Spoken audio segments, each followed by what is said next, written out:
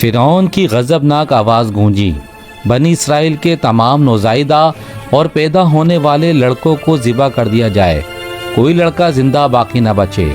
حکم شاہی کی فوری تعمیل کے لیے درباریوں کی دوڑیں لگ گئیں۔ اسرائیلی بستیوں کے گلی کوچوں میں فرعونی سپاہی گھر گھر تلاشی کے لیے دوران معصوم بچوں کو ذبح کرنے میں مصروف ہو گئے۔ یہی وہ وقت تھا کہ جب بنی اسرائیل کی بستی میں 2 بچے پیدا ہوئے۔ ان میں سے ایک کی ماں نے اللہ کے حکم پر اپنے لخت جگر کو ایک ٹوکری میں لٹکا کر دریا کی موجوں کے حوالے کر دیا، اور یوں وہ بچہ فرعون کے محل کے اندر پہنچ گیا۔ دوسرے بچے کی ماں نے فرعونی سپاہیوں کے ڈر سے بچے کو پہاڑ کے غار میں بند کر دیا۔ حسن اتفاق دونوں بچوں کا نام موسیٰ تھا۔ فرعون کے محل میں پہنچنے والا بچہ موسیٰ بن عمران علیہ السلام تھے، جن کی پرورش محل کے عالی شان ماحول میں فرعون کے ہاتھوں ہوئی، جبکہ دوسرے بچے کا نام موسیٰ بن ظفر تھا۔ پہاڑ کے بند غار میں اس کی پرورش حضرت جبرائیل امین علیہ السلام نے کی۔ اللہ کے دشمن فرعون کی سرپرستی میں پلنے بڑھنے والا بچہ نبوت کے عظیم منصب پر فائز ہوا، جبکہ روح الامین حضرت جبریل امین علیہ السلام کے ہاتھوں پروان چڑھنے والا بچہ بدی کی علامت بن کر تاریخ میں برے الفاظ سے یاد کیا جانے لگا۔ حضرت ابن عباس رضی اللہ تعالیٰ عنہ سے روایت کیا ہے کہ سامری پیدا ہوا تو فرعون کی طرف سے تمام اسرائیلی لڑکوں کے قتل کے حکم پر عمل درآمد جاری تھا۔ اس کی والدہ کو خوف ہوا کہ فرعونی سپاہی اسے بھی قتل کر دیں گے، لہٰذا بچے کو اپنے سامنے قتل ہوتا دیکھنے کی مصیبت سے یہ بہتر سمجھا کہ اسے جنگل کے ایک غار میں رکھ کر اوپر سے بند کر دے، کبھی کبھی اس کی خبر گیری کرتی ہوگی۔ ادھر اللہ تعالی نے حضرت جبرائیل امین علیہ السلام کو اس کی حفاظت اور غذا دینے پر مامور کر دیا۔ وہ اپنی ایک انگلی پر شہد، ایک پر مکھن، ایک پر دودھ لاتے اور اس بچے کو چٹا دیتے، یہاں تک کہ وہ غار ہی میں پل کر بڑا ہو گیا، اور اس کا انجام یہ ہوا کہ نہ صرف خود بلکہ بنی اسرائیل کو بھی کفر میں مبتلا کر دیا، پھر قہر الہی میں گرفتار ہوا۔ بعض روایت کے مطابق سامری آل فرعون کا قبطی تھا، جو حضرت موسیٰ علیہ السلام کے پڑوس میں رہتا تھا اور ان پر ایمان لے آیا تھا۔ جب حضرت موسیٰ علیہ السلام بنی اسرائیل کو لے کر مصر سے نکلے تو وہ بھی ساتھ ہو لیا۔ بعض روایت میں ہے کہ وہ بنی اسرائیل ہی کے ایک قبیلے سامرہ کا رئیس تھا۔ قبیلہ سامرہ ملک شام کا معروف قبیلہ ہے۔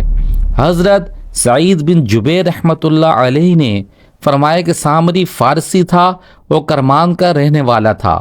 حضرت ابن عباس رضی اللہ عنہ نے فرمایا کہ وہ ایک ایسی قوم سے تعلق رکھتا تھا جو گائے کی پرستش کرنے والی تھی۔ وہ کسی طرح مصر پہنچ گیا تھا اور بظاہر دین بنی اسرائیل میں داخل ہو گیا تھا، مگر اس کے دل میں نفاق تھا۔ حضرت موسیٰ علیہ السلام فرعون کے غرق ہونے کے بعد بنی اسرائیل کے ساتھ بحر احمر پار کر کے وادی سینا کی جانب چلے۔ اللہ تبارک و تعالی نے بنی اسرائیل کی ہدایت و رہنمائی کے لیے حضرت موسیٰ علیہ السلام کو آسمانی کتاب دینے کا فیصلہ فرمایا اور انہیں 30 راتوں کے لیے کوہ طور پر بلا لیا، جنہیں مزید 10 راتوں کے اضافے کے ساتھ 40 راتیں کر دیا۔ حضرت موسیٰ علیہ السلام نے کوہ طور پر جانے سے پہلے اپنے بھائی حضرت ہارون علیہ السلام کو اپنا جانشین مقرر کر دیا تھا، وہ بھی اللہ کے نبی تھے۔ حضرت ہارون علیہ السلام بنی اسرائیل کو واعظ و نصیحت فرماتے رہتے تھے۔ ایک دن انہوں نے فرمایا، اے بنی اسرائیل، تم لوگ جب مصر سے نکلے تو تمہارے پاس فرعونی قوم کا بہت سا زیور امانت اور عاریتن کے طور پر محفوظ ہے، جبکہ تمہارے اپنے پاس بھی بہت سا زیور موجود ہے۔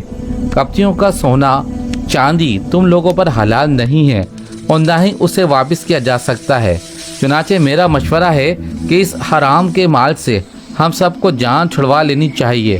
پھر انہوں نے ایک گہرا گڑھا کھودا اور سب کے زیورات اس گڑھے میں دفن کر دیے۔ سامری جادوگر یہ سب کچھ دیکھ رہا تھا، چنانچہ جب رات کے آخری پہر قوم گہری نیند سو گئی تو وہ خاموشی سے اس جگہ پر پہنچا اور تمام زیورات اکٹھے کر کے اپنی کھولی میں لے آیا اور اسے پگھلا کر گائے کا ایک بچھڑا بنانے میں مصروف ہو گیا۔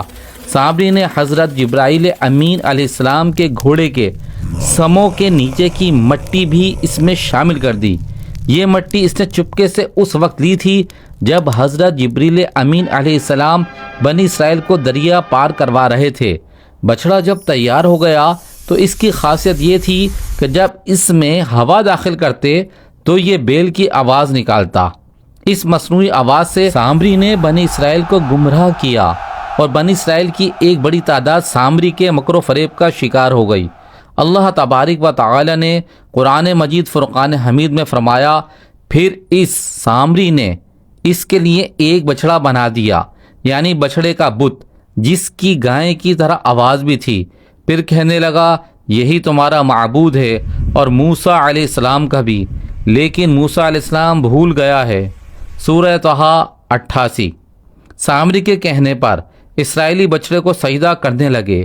ایسے میں حضرت ہارون علیہ السلام نے انہیں سمجھانے اور بچڑے کی عبادت سے روکنے کے لیے بڑی کوشش کی، جیسا کہ قرآن مجید میں ہے ترجمہ، اے میری قوم کے لوگو، اس بچڑے سے تو صرف تمہاری آزمائش کی گئی ہے، تمہارا حقیقی پروردگار تو اللہ تعالی ہی ہے، پس تم سب میرے تابع داری کرو اور میری بات مانتے چلے جاؤ۔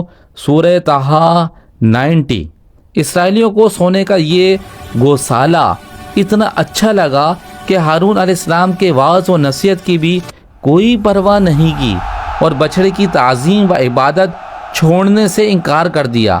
انہوں نے جواب دیا، ترجمہ، ہم تو موسیٰ علیہ السلام کے واپس آنے تک اس کے مجاور بنے بیٹھے رہیں گے۔ سورہ طہ 91۔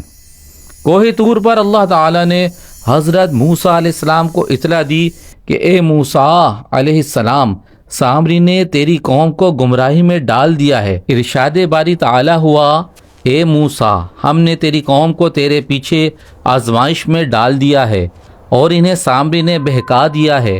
سورہ طہ 85۔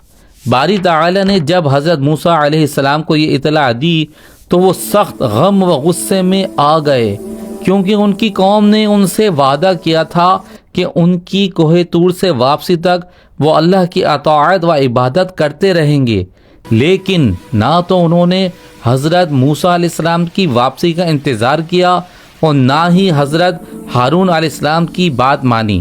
اس کے برعکس وہ سامری جادوگر کی ہدایت پر بچڑے کی پوجا کرتے رہے، یہاں تک کہ اللہ تبارک و تعالی نے حضرت موسیٰ علیہ السلام کو ان کی قوم کو بدعہدی اور گوسالہ پرستی سے آگاہ فرمایا۔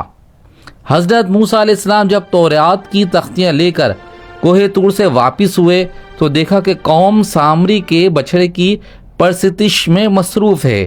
یہ دیکھ کر آپ کو سخت تکلیف پہنچی، فوراً تختیاں ایک طرف رکھیں اور اپنے بھائی کا سر پکڑ کر انہیں اپنی طرف گھسیٹنے لگے۔ حضرت ہارون علیہ السلام نے کہا، اے میرے ماں جائے، ان لوگوں نے مجھے بے حقیقت سمجھا اور قریب تھا کہ مجھے قتل کر ڈالتے، تو تم مجھ پر دشمنوں کو مت ہنساؤ۔ سورہ اعراف 150۔ حضرت موسیٰ علیہ السلام نے اپنے بھائی سے فرمایا، اے ہارون، انہیں گمراہ ہوتا دیکھتے ہوئے تجھے کس چیز نے میرے پاس آنے سے روکے رکھا؟ کیا تو بھی نافرمان بن بیٹھا؟ اس وقت حضرت موسیٰ علیہ السلام نے نہایت غصے کی حالت میں اپنے بھائی کی داڑھی اور سر پکڑ کر جھنجھوڑا اور پوچھا، جس پہ حضرت ہارون علیہ السلام نے انہیں اتنا سخت رویہ اپنانے سے روکا۔ ارشاد باری تعالی ہوا، ہارون علیہ السلام نے کہا، اے میرے ماں جائے بھائی، میری داڑھی نہ پکڑ اور سر کے بال نہ کھینچ، مجھے تو صرف یہ خیال دامن گیر ہوا کہ کہیں آپ یہ نہ فرمائیں کہ تو نے بنی اسرائیل میں تفرقہ ڈال دیا اور میری بات کا انتظار نہ کیا۔ سورہ طہ 94۔ بھائی ہارون علیہ السلام نے بعض پرس کے بعد اب باری تھی سامری کی، جو سر جھکائے قریبی کھڑا تھا۔ حضرت موسیٰ علیہ السلام نے سامری کی جانب متوجہ ہوئے اور سخت لہجے میں پوچھا، سامری، تیرا کیا معاملہ ہے؟ تو نے قوم کو بت پرستی پر کیوں لگایا؟ اس نے جواب دیا، میں نے ایسی چیز دیکھی جو اوروں نے نہیں دیکھی، تو میں نے فرشتے کے نقش پا سے مٹی کی ایک مٹھی بھر لی پھر اسے بچھڑے کے قالب میں ڈال دیا۔ اس طرح میرے دل نے اس بات کو میرے لیے اچھا سمجھا۔ سورہ طٰہٰ 95-96۔ حضرت جبریل امین علیہ السلام کو دیکھنے کے تعلق سے ایک روایت یہ ہے کہ جس وقت بنی اسرائیل دریا پار کر رہے تھے تو حضرت جبریل امین علیہ السلام نے ان کی مدد کے لیے اپنے گھوڑے پہ سوار وہاں موجود تھے۔ دوسری روایت یہ ہے کہ دریا پار ہونے کے بعد حضرت موسیٰ علیہ السلام کو کوہ طور پر آنے کی دعوت دینے کے لیے حضرت جبرائیل امین علیہ السلام گھوڑے پہ سوار ہو کر تشریف لائے تھے۔ ایک روایت حضرت ابن عباس رضی اللہ تعالی عنہ بیان فرماتے ہیں کہ سامری کی پرورش خود حضرت جبریل امین علیہ السلام کے ذریعے ہوئی تھی۔ جس وقت اس کی ماں نے اسے غار میں بند کر دیا تھا، حضرت جبریل امین علیہ السلام روزانہ اسے غذا دینے آتے تھے۔ وہ ان سے مانوس تھا اور انہیں پہچانتا تھا، جبکہ دوسرے لوگ انہیں نہیں جانتے تھے۔ سامری کے دل میں شیطان نے یہ بات ڈالی کہ حضرت جبریل امین علیہ السلام کے گھوڑے کے قدم جس جگہ پڑتے ہیں وہاں کی مٹی میں حیات اور زندگی کے خاص اثرات ہوتے ہیں، یہ مٹی اٹھا لی جائے۔